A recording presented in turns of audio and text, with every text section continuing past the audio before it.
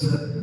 మనకు ఈరోజు మన పుణ్య విశేషము మహాత్ముల దర్శనము చాలా దుర్లభము.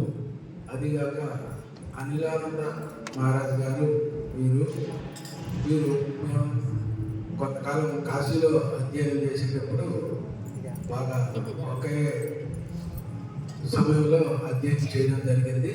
తర్వాత స్వామివారి ఇక్కడికి వచ్చి ఇక్కడ ఒక సంస్కృత కాలేజీ ఉంది. ఆ కాలేజీలో వారు ప్రొఫెసర్గా విద్యార్థులకు సంస్కృతం చెప్తూ ఉంటారు. ఇక్కడ ఈ ఆశ్రమాన్ని కూడా వారు బాధ్యతగా చూసుకుంటూ ఉంటారు. అటువంటి వారి యొక్క దర్శనం చాలా దుర్లభము. వారి యొక్క దర్శనం సాధునాం దర్శనం పుణ్యం దర్శనం పాపనాశనం సంభాషణం కోటి తీర్థం అందరం మోక్షదాయకం అన్నట్లుగా వారిని దర్శించుకోవడం, అదేవిధంగా వారిని స్పర్శించడం, తర్వాత వారి యొక్క అమూల్యమైనటువంటి ఆశీర్వాదాన్ని కూడా మనం పొందడానికి అవకాశం కలిగించారు స్వామీజీ. నిన్నే కలిసాము, ఇట్లా చెప్తే తప్పకుండా వస్తాను అని చెప్పారు. మీ అందరూ కూడా హైదరాబాద్ నుంచి బొంబాయి నుంచి వచ్చారు కాబట్టి మీకు అందరికి కూడా హిందీ బాగా తెలుస్తుంది. అది కూడా సమస్య లేదు. ఒకవేళ ఏదైనా తెలియనటువంటి విషయాలు ఉన్నట్లయితే మన వ్యాసాశ్రమ బ్రహ్మచారి అయినటువంటి శ్రీ ఓంకారామ స్వామి వారు క్లుప్తంగా ఆ విషయాన్ని మన చివరిలో వారు అందిస్తాను. ఇప్పుడు పూజ్య శ్రీ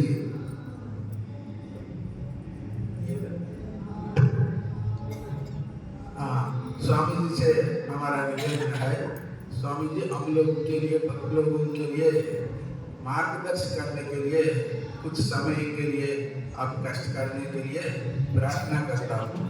ओम तत्सत. ओम. अज्ञानतिमिरान्धस्य ज्ञानाञ्जनशलाकया चक्षुरुन्मिलितं येन तस्मै श्री गुरवे नमः. बोलिए प्रेम से वृंदावन बिहारी लाल की.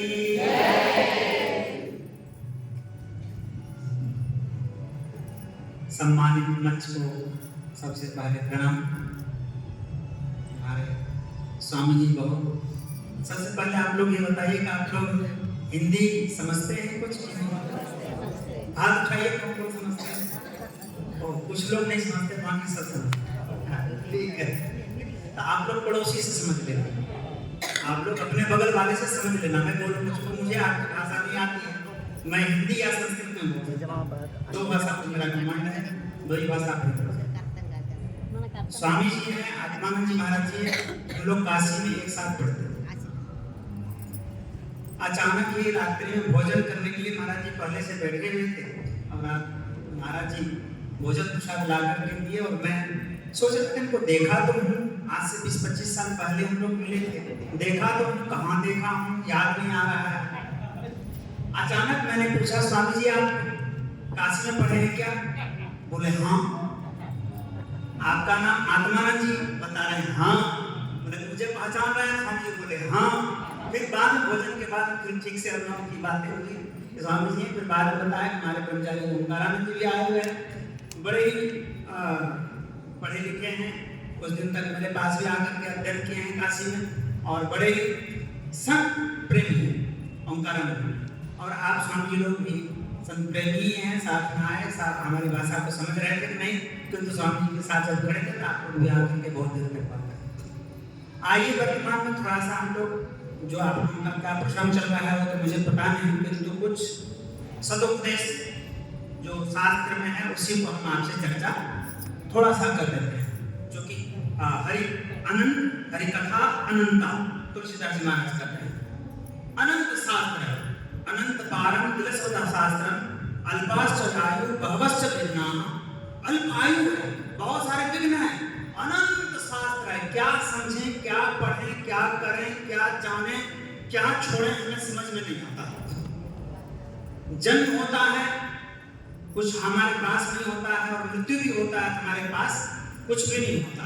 इसका मतलब कि शरीर में हमारे यहाँ पर व्याकरण शास्त्र को जब पढ़ते हैं तो व्याकरण शास्त्र पढ़ते समय में एक शुरू में ही प्रत्याहार बनाया जाता है. प्रत्याहार बनाने की प्रक्रिया। प्रत्याहार का मतलब होता है जैसे कि प्रथम अक्षर पकड़ लिया और अंतिम अक्षर पकड़ लिया, प्रथम अक्षर और अंतिम अक्षर, जैसे अ आ ई उ ई ऋ इत्यादि जो भी है, इसको जब पकड़ते हैं तो पहला अक्षर हो गया अ और अंतिम अक्षर हो गया च। तो जितने स्वर वर्ण के हैं वो सभी एक प्रत्याहार होते हैं।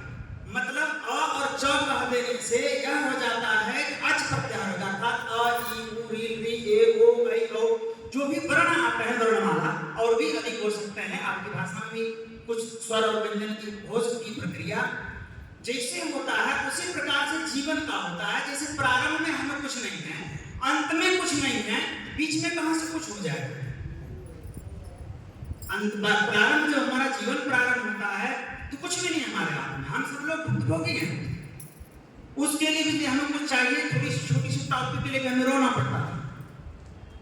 आज भी बच्चा को जन्म ले रहा है, छोटी सी टॉफी लेना है, छोटे से कुछ हमें खाद्य पदार्थ लेना है, खिलौना लेना है तो उसके लिए रोना पड़ता है। अर्थात इस जीवन में कि परमात्मा को छोड़ करके किसी दूसरे को आप आश्रित करते हैं तो निश्चित रूप से केवल रोना ही रहेगा। यदि रोने से निकलना चाहते हैं, अपने टेंशन मानसिकता से बाहर होना चाहते हैं, अपने जीवन को धन्य बनाना चाहते हैं, तो आपको उससे हट करके उसके पास रोइए जिसके पास दोबारा दुनिया के पास रोने की आवश्यकता नहीं पड़ेगी। वह चीज पा लीजिए जिसको पाने के बाद फिर और कुछ पाने की आवश्यकता नहीं रहेगी। वह चीज समझ लीजिए जिसको समझने के बाद और कुछ समझने की आवश्यकता नहीं रहेगी। और विज्ञातम विज्ञातम भवति, अमतम मतम भवति। छांदोग्योपनिषद का आ रहा है, सामवेद का उपनिषद है छांदोग्योपनिषद, उसमें आया 6वें अध्याय में, ऐसा चीज जान लो जो दोबारा जानने की कोई आवश्यकता न रह जाए। ऐसा चीज समझ लो जो दोबारा समझने की आवश्यकता न रह जाए। और ऐसा चीज खा लो जो दोबारा भूख न लगे, खाने की आवश्यकता ही खत्म हो जाए। और वह है क्या? एक परमात्मा के अलावा कुछ नहीं। सामवेद तथा शाखा के केनो दो उपनिषद है जिस पर भगवान शंकराचार्य जी भाष्य किए हैं। एक तो तथा शाखा के केनोपनिषद है और एक छांदोग्योपनिषद। केनोपनिषद में आया इह चेत अवेदी सत्यम न चेत हाँ महतिन विनष्टि भूतेषु भूतेषु विचित्य धीराः प्रेत्या अस्मात् लोकात् घृतात्। इसका अर्थ हुआ यह मतलब इस संसार में जन्म से मृत्यु पर्यंत, संसार का मतलब इतना नहीं होता जन्म से मृत्यु और आगे पीछे कुछ संसार नहीं। जब तक जन्म आपकी जीवन चर्या चल रही है तब तक आप संसार में, संसार यही। और जो आपको जानता है और जिसको आप जानते हैं बस वही संसार। सन्निधौ एवं निषेधौ, शास्त्र कहता है आपके पास में जो है उसी के लिए आप बोलेंगे पानी लाओ, कुर्सी लाओ, टेबल लाओ, भोजन लाओ। पास वाले के लिए चले जाओ, नहीं बैठो, तुमसे हम नफरत करते हैं, तुमसे हम प्रेम करते हैं, ये सब पास वाले के लिए। पास का ही जो है यही संसार। तुलसीदास जी महाराज एक बहुत अच्छे संत हो गए, उत्तर भारत में उनके पद्य को बहुत ढंग से बड़ा आदर से गाया जाता है। उन्होंने लिखा मैं और मोर तोड़ते माया, मैं और मेरा, तुम और तेरा, यही है संसार, यही है माया।